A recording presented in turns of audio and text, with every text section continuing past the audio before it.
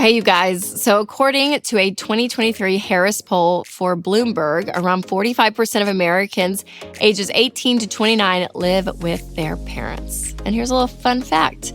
This percentage was actually about the same as it was in the 1940s. But the reason behind this decision obviously has changed. But today I want to share my thoughts on all sides of this conversation and kind of give you some signs that it might be time to take the next step if you are someone living at home with your parents. Now, before we dive in, make sure to hit that subscribe button so you don't miss an episode. So first, here are a few reasons why people are making the decision to keep living with their parents. Some of it is really good motivation. You know, people are like, well, I want to save money. I want to pay off debt. You know, things are just so expensive that I can, again, lower my cost of living by living with my parents, and I can save and pay off debt, right? So like, there's a lot of good motivation to this. And I'm all for, to a degree, that idea of saying, hey, how can I cut my expenses? What can I do? But also, we want to make sure that you as a whole person are thriving in life. So while some of that motivation is good, it can have its downside. But people, again, have so many heated opinions on this. But this also can be very nuanced because there are times that it is you're in a dire situation and your family is a gift in that are able to help you out. You know, I've talked to people and, you know, they've lost a spouse and they moved back in with their parents for a season. I was talking to a guy and he was a truck driver and he literally was home 2 weekends a month and that was it. And he was like, I just spend the night with my parents on those 2 nights. And I'm like, yeah, that totally makes sense. I have another friend and her husband's in the military and he's going to be deployed for 9 months. And so she's going to go and live with her parents during that time for her mom to help with the kids and all of it, right? So like there are nuanced situations that it does really make sense. And again, for a season, I think that this can be an okay decision for you to make. But for the long term, in most situations, it ends up not being great. I always think about that rom-com Failure to Launch with Sarah Jessica Parker and Matthew McConaughey.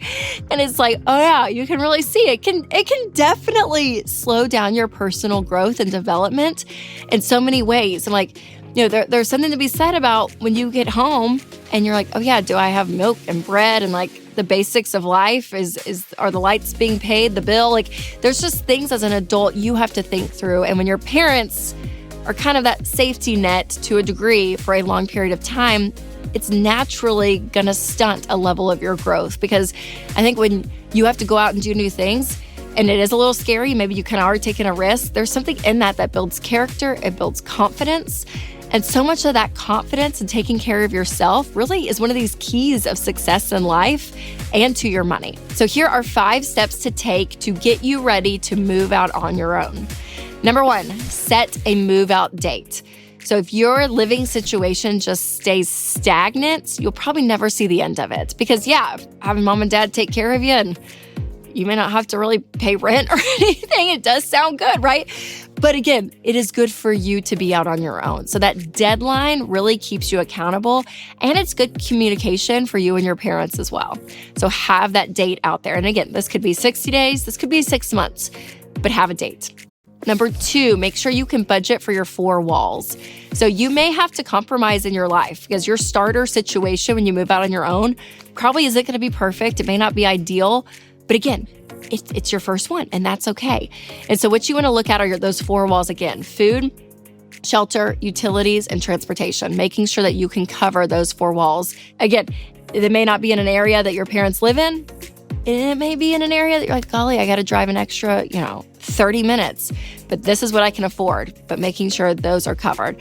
Now, if you've not checked out our EveryDollar app, this is a free budgeting app. And so open that up, get an account, start that, because this is going to help you take your income and really put it to its best use. Which brings me to number 3 is to have a consistent income. Yeah, you need a job to live out on your own. And so this may be you've put together a couple of side hustles and that works for you. Maybe you're freelancing. Maybe you got a 40-hour-a-week job. Like whatever it is, having that consistent income is really, really key. Number 4 is to reevaluate. Again, if you're living at home to hit a certain financial goal, ask yourself if you're actually making progress. Because if you've kind of hit this plateau and maybe you've picked up some extra work, but you're using that extra money to go on vacation or hang out with friends or whatever it is, you're not really putting as much towards these goals than you think you would, maybe reevaluate. And maybe you say, hey, I wanted to be here till I was debt-free, but maybe I move out sooner and I push that debt-free date out a couple of months. But it's worth it because I'm an adult and I'm 26 years old and I'm going to be out on my own.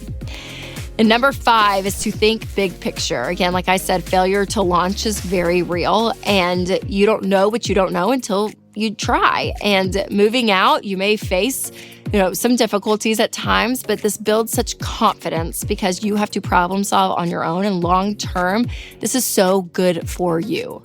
Now, again, I know this topic is very nuanced because neither opinion of you should never move back home or always move back home, neither is inherently wrong.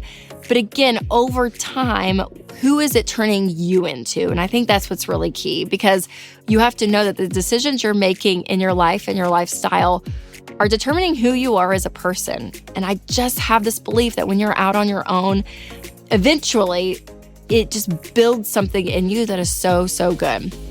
And again, like I said earlier, if you need help when it comes to budgeting, make sure to check out Every Dollar. And for a step-by-step rundown on how to use it, make sure to check out my episode on the right way to do a monthly budget. So make sure to share this episode with a friend who might be in this situation, might need a little, pushing out of the nest. Some good motivation. All right, you guys, remember to take control of your money and create a life you love.